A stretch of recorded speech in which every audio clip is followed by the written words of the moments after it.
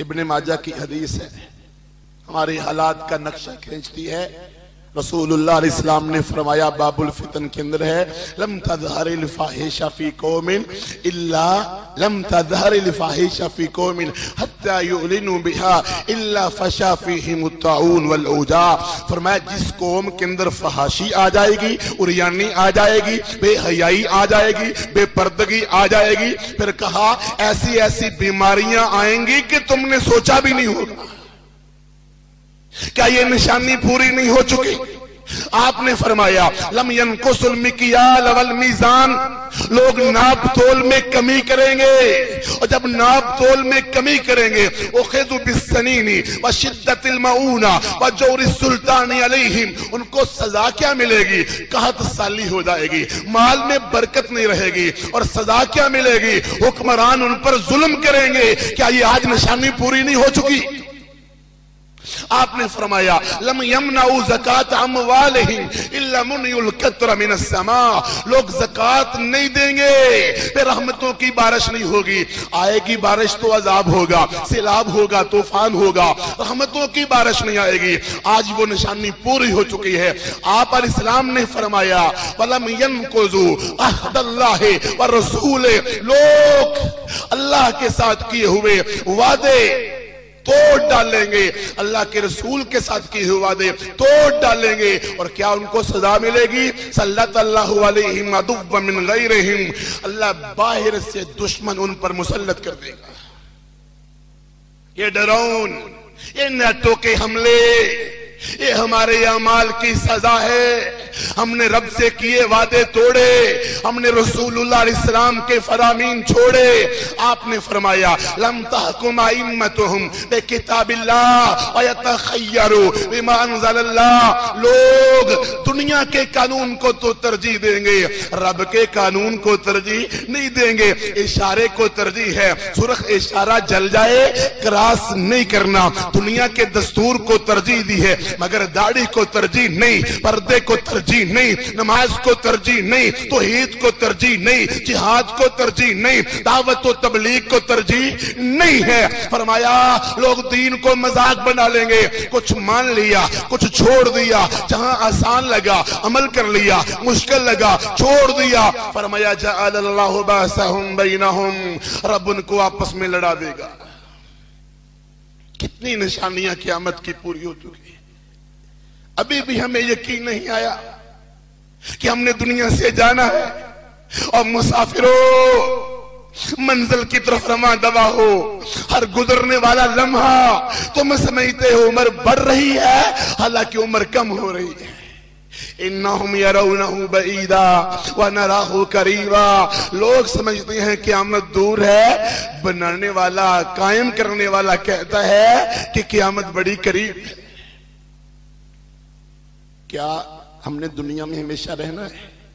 کتنے ہی ہمارے احباب پچھلے سال موجود تھے مگر اب کہاں ہیں وہ؟ یاد کرو فوت ہونے والوں کو، یاد کرو اپنے شہیدوں کو، یاد کرو اپنے دوستوں کو، اپنی ماں بہنوں کو۔ پچھلے سال موجود تھے، عید پر موجود تھے، عید الفطر میں، عید الاضحیٰ میں، پچھلے رمضان میں، بلکہ اس رمضان میں موجود تھے، مگر اب دنیا میں نہیں رہے، قبرستان جا چکے ہیں۔ جانا ہم نے بھی ہے۔ آسمان کے رب نے کہا کل نفس ذائقۃ الموت، ہر ایک نے موت کا ذائقہ چکھنا ہے۔ قرآن پاک میں اللہ فرماتے ہیں قل ان الموت الذی تفرون منہ فانہ ملاقیکم، بھاگ لو، جہاں بھی جاؤ گے موت نے تمہیں آنا ہے، موت سے ملاقات تمہاری طے کر دی گئی ہے۔ ولن یؤخر اللہ نفسا اذا جاء اجلها، جب موت کا لمحہ آ جائے گا، لمحہ بر تاخیر ہو سکتی۔ کوئی ڈاکٹر، کوئی حکیم، کوئی معالج، کوئی پیسہ، کوئی دولت، کوئی باڈی گارڈ، کوئی افسر، کوئی عہدیدار، کوئی ملک، کوئی حکومت، کوئی دوست، کوئی ساتھی، کوئی ماں، کوئی باپ ہمیں موت سے بچا سکتا نہیں۔ کل من علیہا فان، ہر ایک نے فوت ہونا ہے، ہر ایک نے ختم ہونا ہے۔ لیکن یاد کرو کہ مرتے وقت لمحات ہمارے کیا ہو سکتے ہیں، موت کے وقت ہماری حالت کیا ہو سکتی ہے۔ رب قرآن میں میں کہتا ہے والنازعات غرقا، گناہگار کی جان زبردستی چھینی جائے گی، زبردستی کھینچی جائے گی۔ اللہ قرآن میں کہتے ہیں یضربون وجوہہم وادبارہم، یہ کوئی پہلی نہیں، یہ کوئی کہانی نہیں، یہ کوئی ڈائجسٹ بھی نہیں، یہ اللہ کا قرآن ہے۔ یضربون وجوہہم، جب گناہگار کو موت آتی ہے تو فرشتے اس کے منہ پر پیٹھ پر تھپڑ مارتے ہیں۔ وَلَوْ تَرَى إِذِ الظَّالِمُونَ فِي غَمَرَاتِ الْمَوْتِ وَالْمَلَائِكَةُ بَاسِطُو أَيْدِيهِمْ اخرجوا انفسکم اليوم، آج پڑھ لو نماز، کل تمہاری پڑھی جائے گی۔ آج اپنا حساب کر لو، کل حساب بڑا مشکل ہوگا، کوئی بچانے والا نہیں ہوگا، کوئی چھٹکارا دلانے والا نہیں ہوگا۔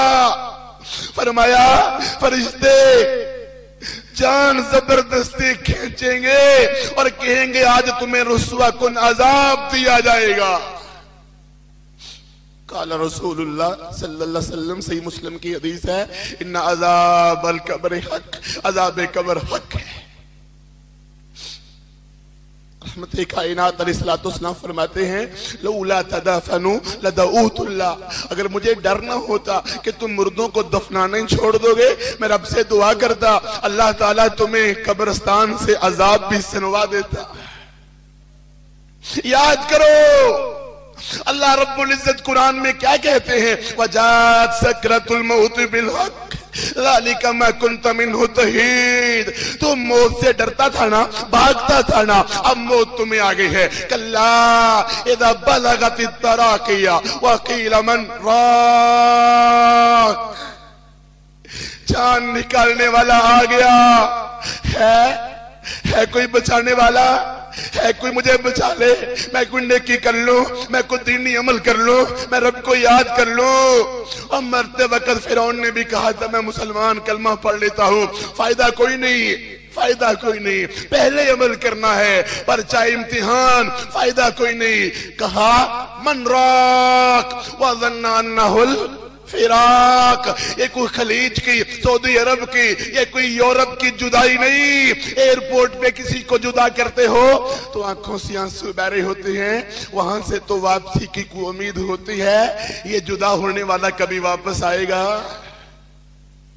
والتفت الساق بالساق، بڑے بڑے پہلوانوں کی پنڈلیاں مل جاتی ہیں، کانپ رہے ہوتے ہیں، ڈر رہے ہوتے ہیں۔ اچھا ان کو بڑا مان تھا، بڑے چودھری صاحب تھے، بڑے نمبردار تھے، بڑے ذیلدار تھے، بڑے تھانے دار تھے، بڑے عہدیدار تھے، بڑے حکمران تھے، بڑے اقتدار والے تھے۔ والتفت الساق بالساق، پنڈلی سے پنڈلی ملنے لگتی ہے۔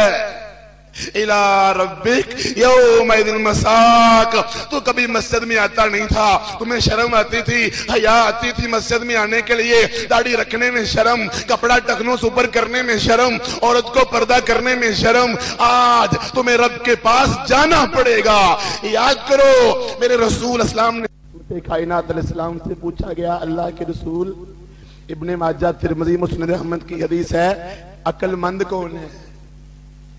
آج ہم سے پوچھا جائے کہ عقل مند کون ہے، ہم کہیں گے ایم فل کرنے والا، پی ایچ ڈی کرنے والا، آئی کام، سی کام، بی کام، ڈگریاں لینے والا، آکسفورڈ میں پڑھنے والا، یا ووٹ لینے والا، ایم این اے، ایم پی اے، یا پھر مارکیٹ یا کاروبار کرنے والا، یا فیکٹری بنانے والا، یا کوٹھی بنانے والا۔ رحمت کائنات صلی اللہ علیہ وسلم سے پوچھا گیا، در یتیم امام المتقین سے پوچھا گیا عقل مند کون ہے، تو میرے رسول علیہ السلام نے امت کو سبق دے دیا، امت کو پیغام دے دیا۔ اور میری بات کو سننے والوں، میرے رسول اسلام کی بات کو پلے باندھ لو، عقل مند کون ہے؟ اپنے پورے قصور شہر میں یہ حدیث پھیلا دو، عقل مند کون ہے، دنا کون ہے؟ آپ نے فرمایا اکثرہم ذکرا للموت، عقل مند آدمی کی دو نشانیاں ہیں۔ سب سے پہلی نشانی، وہ سب سے زیادہ موت کو یاد کرنے والا ہے۔ آج ہماری مجلس میں موت کا ذکر ہو، ہم کہتے ہیں سوگ نہیں، سوگ نہیں، خوشیوں کا ذکر کرو، مسرتوں کا ذکر کرو۔ فرمایا سب سے زیادہ